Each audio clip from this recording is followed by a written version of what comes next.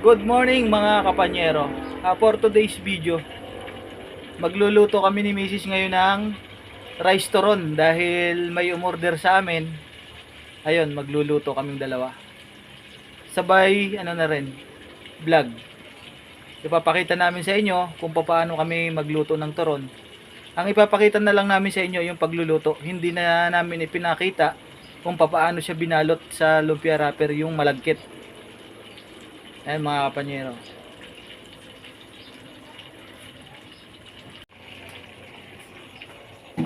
Diyan nga mga kapanyero ay nagpainit na si Mrs. ng mantika.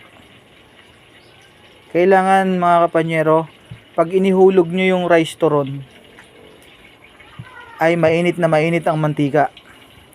Dahil nga, pag malamig pa ang mantika, mabababad yung lumpia wrapper, madudurog.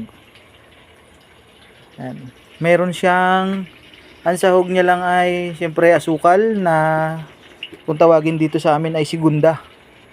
Tapos sesame seed, buto ng linga. Yan. Napakaganda ng itsura niyan mga kapanyero. Pagkatapos lutuin. Pag naluto na, pag pwede nang kainin, napakaganda ng itsura at saka napakasarap din naman.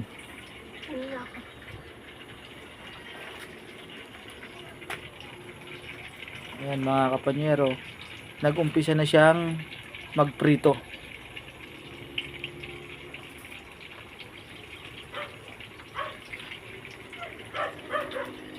Huwag din masyadong marami mga kapanyero ang paglalagay. Dahil para maaluwang haluin.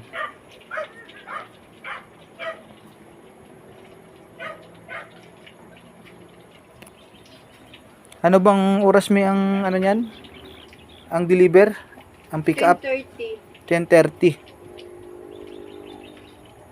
Di bago nila kukunin yan, mainit pa no? Tanghalian pa naman to kainin eh. Sa birthdihan to gagamitin mga kapanyero. Sa farm. Sa farm gagamitin. Ano to? Dadalhin. Ayan mga kapanyero, ganyan lang siyang haluin. Gagalaw-galawin nyo lang ang bawat isa para hindi magdikit-dikit.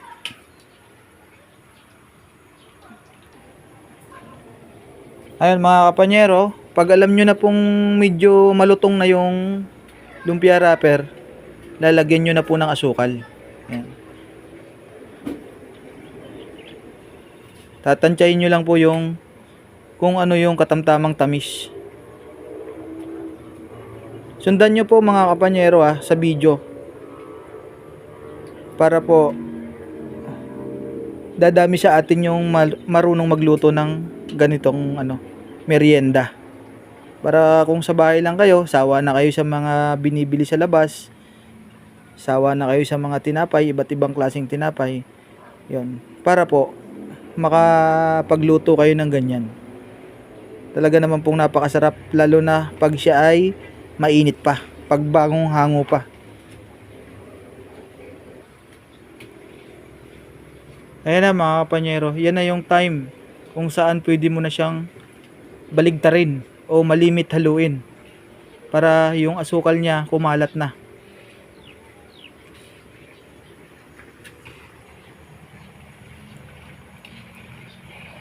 Kita nyo ba mga kapanyero? Unti-unti na siyang nag-golden brown.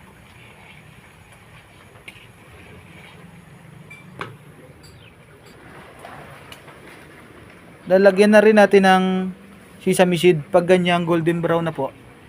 Yan, lalagyan na po ng buto ng linga.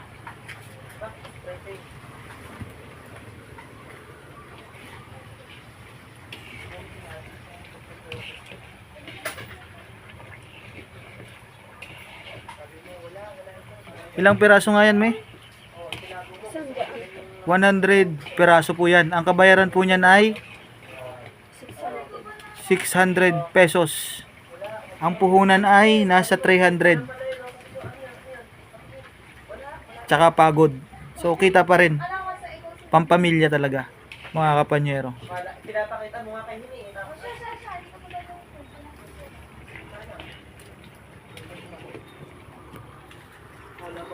Pinapakita mo nga kay Hini.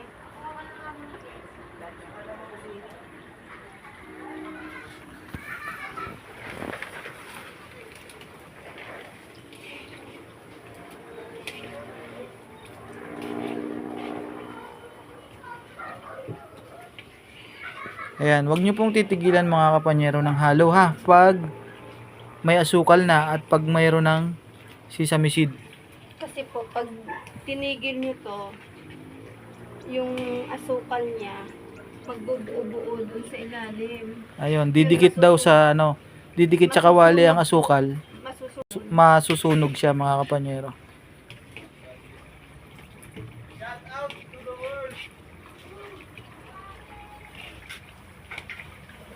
Out po tayo. Yan, pag ganyan na yung itsura mga kapanyero, tansyan nyo naman yan eh. Naluto na. Tsaka yung kanin yan mga kapanyero, yung malagkit niyan, luto na po talaga. Kasi sinaing yan eh.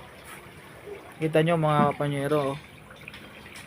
Ang itsura. Lalo pa pong gaganda yan pag nasa lagayan na. Sa mga katamtamang bilao, doon po ang nilalagyan namin.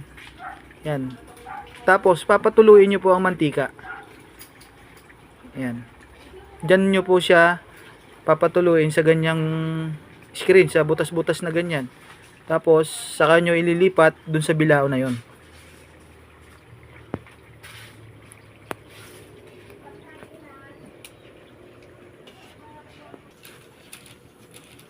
Ayan mga kapanyero, start na natin siyang i-arrange dun sa bilao na lagayan.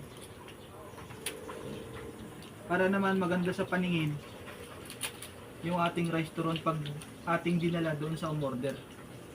Para umulit po sila mga kapanyero. Ang isa po kasi sa kinagagandahan ng aming mga customer ay yung arrangement po ng aming mga paninda. Kaya po, lagi po silang umorder mga kapanyero.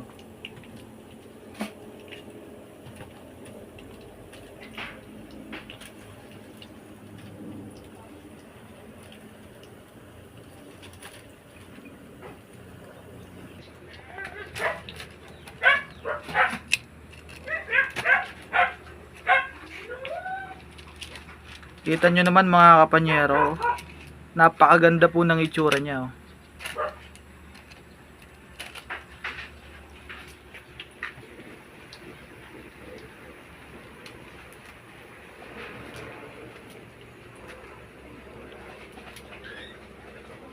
Order na po kayo.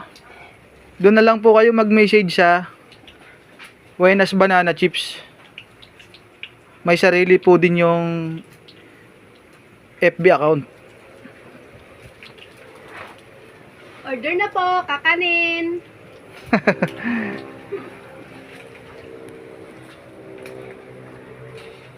Yan na po ang finished product. Rice turon po, malagkit po ang laman. Ayun mga kapanyero, ito na po ang kabuuan ng ating rice turon. Tingnan nyo na po tingnan nyo naman po ang itsura mga kapanyero. Tingnan nyo naman po. Ayan. Tapos, ito po yung ano niya, mga kapanyero. Ito po yung laman niya. Pakinggan nyo po kung gaano kalutong. Yan po yung laman niya mga kapanyero ha. Napakasarap po niyan. Pag kayo po ay nakatatlo nito sa umaga, may kaulam na kape. Para na po kayong kumain ng may tatlong tasa ng kanin. Masarap po talaga siya mga kapanyero. Napakabango. Mga kapanyero, hindi ko lang po pwede talagang kainin sa harap ng camera dahil nga po bawal kay Meta. Ito na po yun mga kapanyero. Ayan po. Rice turon ng Buenas Banana Chips.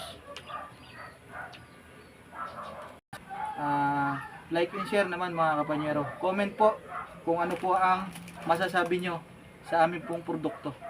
Maraming salamat po.